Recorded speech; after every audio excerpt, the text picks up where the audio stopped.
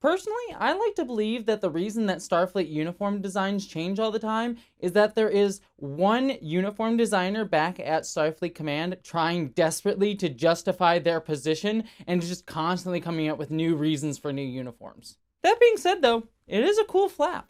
I do like the flap. We all enjoy the flap here.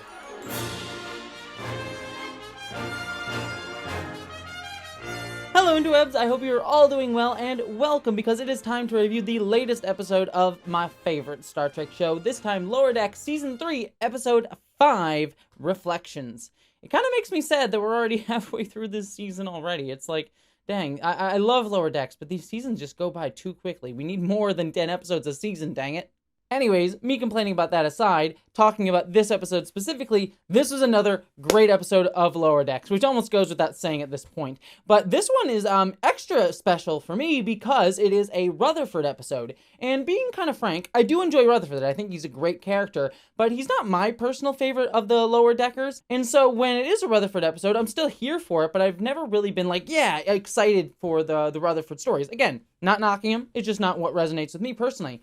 But this was easily the best Rutherford storyline that we had, mostly because we got to actually delve into not only Rutherford's past in a really interesting way and start dissecting and seeing where he's come from, but also start building out some of the mystery behind his implant that we started getting questions for in the Season 2 finale of Lower Deck. On top of that, it just was a really clever and cool science fiction story that kind of had this staple of like returning to a past version of yourself, while also still adding some new clever tricks and things in there. And then, as always, the thing that always gets me with Lower Decks is these themes of coming together and family that caught me last episode as well, that are being brought up here for Rutherford this time. And just, again, created a really sweet moment that I really enjoyed for his character. So, all around, I really enjoyed the Rutherford stuff this episode, which is great. Because, again, not that I disliked Rutherford stuff, it's just that I've never been, like, over-the-top enthusiastic about it as I was in this one.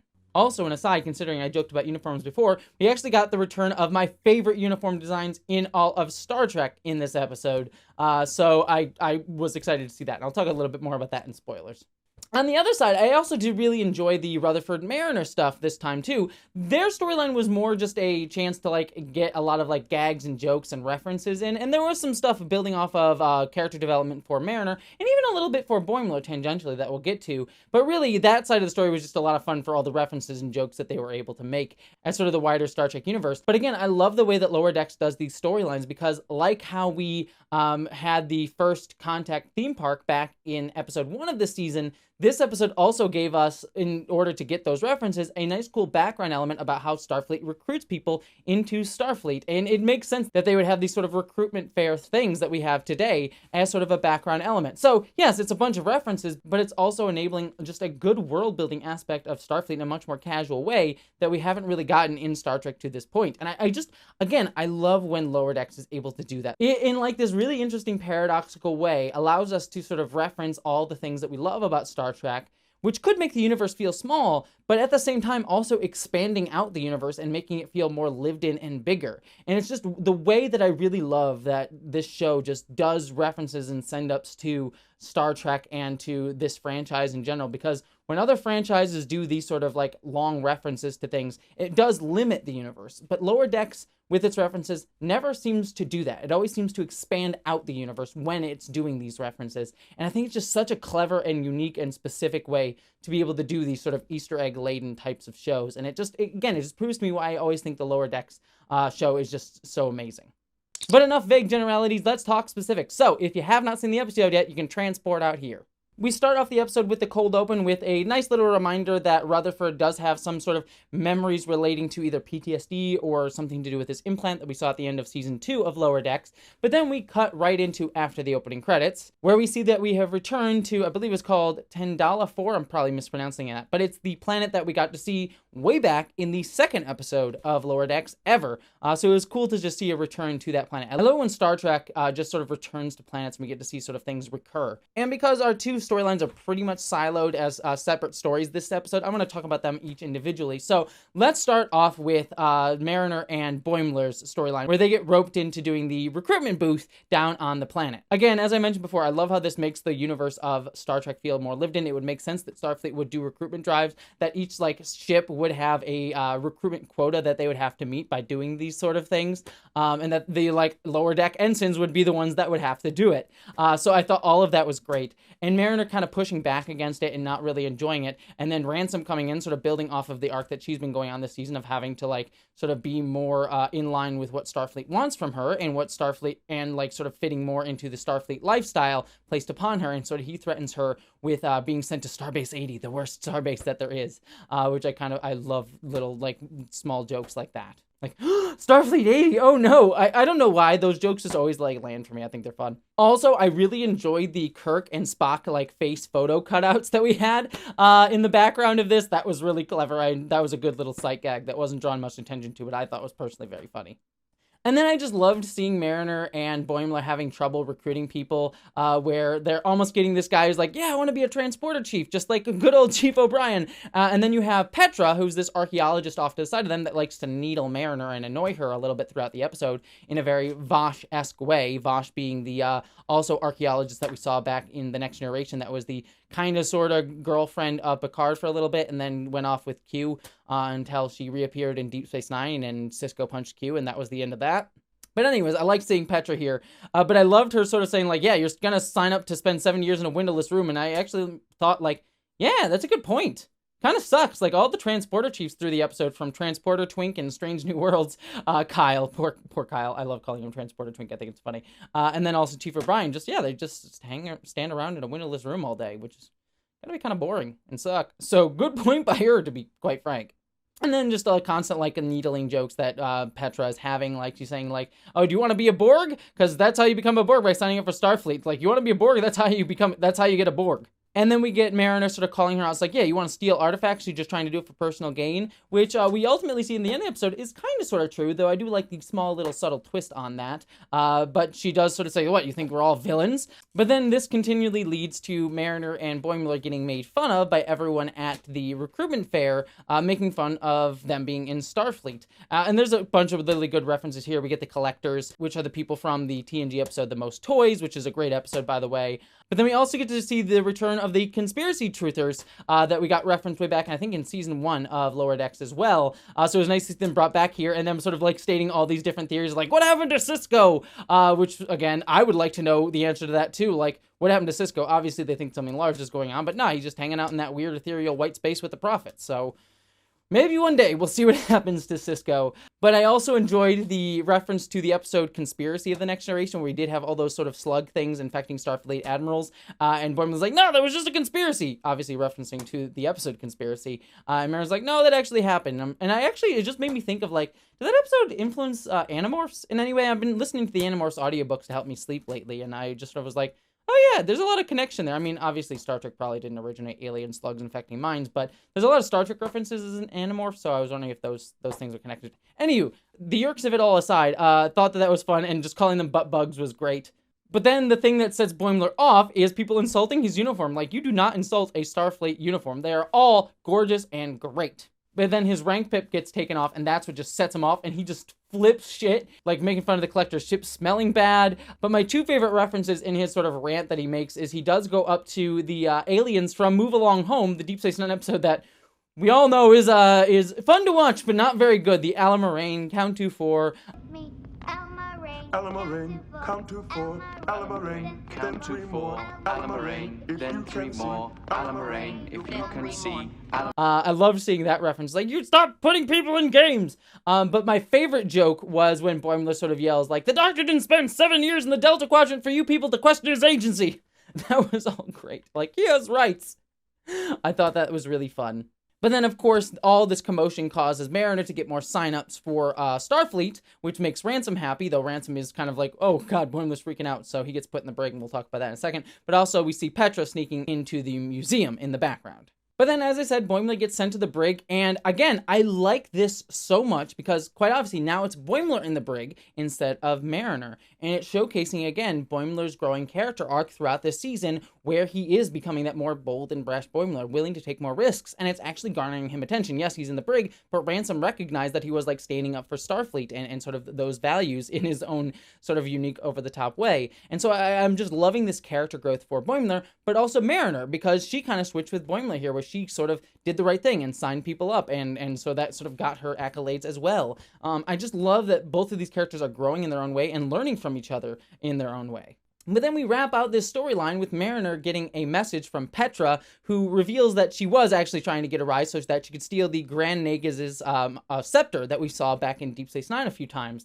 And I like this subtle little twist on this, because she wasn't stealing for her own aggrandizement, though she was making money, some latinum, off of stealing that, but also it was sort of reappropriating it for the Ferengi. Like clearly Starfleet had this in a museum when they probably shouldn't have if the Ferengi wanted it, and it was a sort of a Ferengi artifact.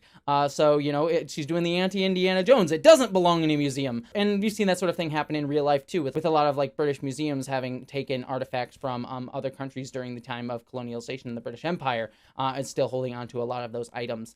So that was, like, a really, like, nice little twist on that. Though, again, she's still making money off of it. So it wasn't wholly altruistic. But I'll be curious to see this character come up, because Mariner is clearly kind of interested in her. And maybe I'm reading too much into this, but there was an element to me like, oh, I think there's some sort of chemistry between those two, which then sort of made me think like, oh, we haven't really seen Jennifer in a while. And I mentioned this back in episode 3, but I really hope we do get to see Mariner and Jennifer on screen together, because we really haven't seen them interact. And it will kind of bother me if they sort of set up this queer relationship between Mariner and Jennifer, but then actually don't get to show it on screen. So that will kind of bug me if we don't actually get to see that. But that was just something that sort of came up in the back of my mind. So trust in the writers on this. I'm sure they'll get to it, but it's just sort of something that I'm like, we're 5 episodes in and haven't seen the furthering of that relationship on screen, which can be sort of like hiding the queer relationship in the background, which I hope, again, isn't the case. I also love the fact that that car honked right on my last sentence there. So I'm not re-saying that. You're just staying in.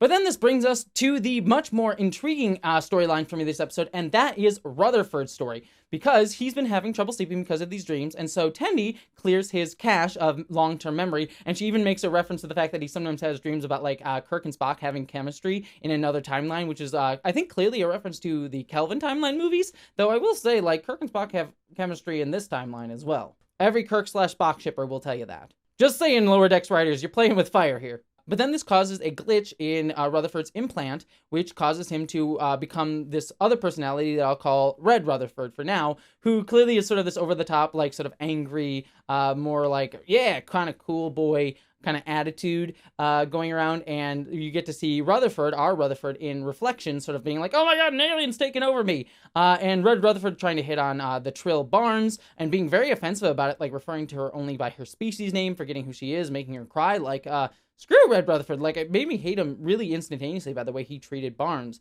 Though I do like that sort of, like, his arc gets drawn out throughout the rest of the episode. I did enjoy seeing that growth, even just within this episode, for that version of the character. Again, just speaks to how Lower Decks can, like, really tell a succinct character story in just a few scenes and minutes, given that this episode's only 20 minutes long. So, I love the way that Lower Decks writes characters. But then Red Rutherford goes to Tendi to try to get some information out of her, and he just sort of clearly is just evoking, like, okie dokie, just, like, putting on the airs of our Rutherford. But then our Rutherford figures out that if he punches his implant in the mirror, he's able to affect the cybernetic implant in the real life, which causes Tendi to have concern, leading Red Rutherford to try to run, and he goes to the transporter room, and I really, really loved this moment with Shax coming in and being, like, kind of nonchalantly, he's like, come on, baby bear. You know this. You know you couldn't transport there. I just loved the way that they had Shax in this scene, just sort of like nonchalantly like, yeah, I got this. I know what I'm doing, and come on, baby bear. I just thought that was actually like really endearing to him as a character. But then Red Rutherford transports away, and Rutherford tries to stop him and stop him from getting away in the captain's yacht, which gives Shax enough time to be able to stop him, but then puts him in the sick bay. And it is here we learn that Red Rutherford is actually a version of Rutherford from several years ago, his past personality. And we go inside Rutherford's head, where we get to see that they have sort of been partitioned off and only one personality can remain dominant. So basically we're going by Highlander rules. And from here we learn a little bit more about Rutherford's past, which I think is vastly needed at this point, because we haven't really learned a lot about him and where he's from, like we have Mariner, Boimler, or Tendi up until this point. And we get to see that he was kind of a rebel, sort of like building ships in his garage, like attaching an impulse engine to a seat, which I thought was kind of fun, and got to see that he was much more of that like rebellious sort of guy, even when he was in Starfleet Academy. And him sort of having resentment at Rutherford of today for kind of following this okie dokie line. And they decide that they're going to have a race to decide who gets to keep their body. So they start building their own ships, and Red Rutherford like makes a really cool, like, what is it called, the Sonequa or something like that. His ship looked really cool. But our Rutherford of today builds the Delta Flyer, which of course he would build the Delta Flyer, which is the coolest like shuttle version of a ship. I mean, quite obviously. I love the Delta Flyer, especially when I was a kid. I always loved like the tactile like switches that Tom Paris added, and not the like L-Car's buttons that were in there. I always loved the Delta Flyer when I was growing up, and so that was cool to see. But my favorite part is that Rutherford puts on the uniform from the episode Drive. The uniforms from Drive are easily my favorite uniforms in all of Star Trek. I adore those uniforms so much, so just seeing it come back up here in this episode was like awesome to see. I really enjoyed that look. And then the two of them do their race, and I just have to say, animators did a great job on this whole section. It looked gorgeous, from the ships to like the quasars that we get to see. Like, this entire race just looked beautiful from an animation standpoint, so credit to there.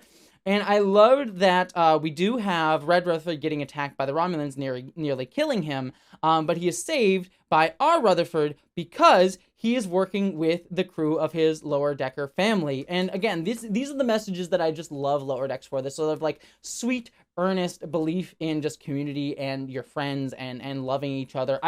Anytime the show does those sort of moments, it's just like, yes, I know it's like earnest and cheesy, but it just warms my heart so much. It's what makes me love Star Trek so much. And I actually might tear up a little bit at it, because like I don't know, I really enjoy those moments where characters are just earnestly like, yeah, I have my friends, and that's what makes me win, because I work with a community of people. Like, those messages are what we need to hear right now. And I just loved that was his ability, and like that was what caused him to win this battle between the two of them, because he has learned to grow to have others at his side. And he's able to save Red Rutherford's life.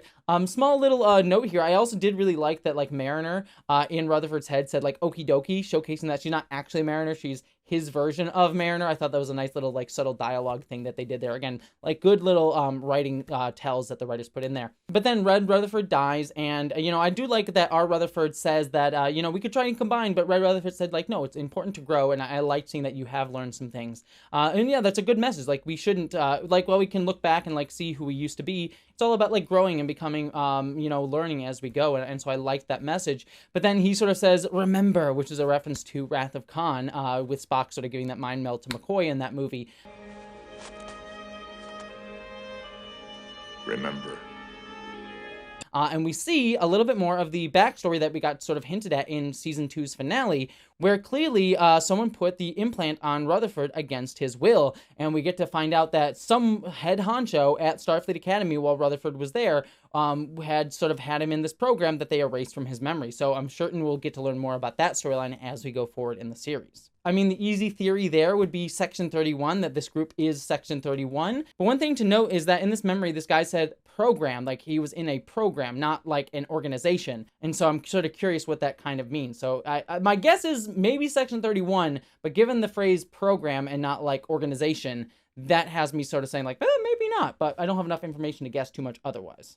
And that brings us essentially to the end of the episode, where Rutherford is also investigating who might this person have been, while Boimler's in the brig, which sort of connects up those two stories, and that ends out our episode. So another strong episode of Lower Decks, especially for the character of Rutherford. I had a lot of fun with this one. So yeah, Lower Decks continues to be great, even though we are already halfway through the season, which does make me a little bit melancholic, but we still have 5 episodes left to go. So until next week, don't forget to check out this channel and subscribe for all my reviews of this show and other shows. I have a main channel as well. I have some podcasts. All that's linked down below. But thank you so much for joining me. I hope that you all live long and prosper.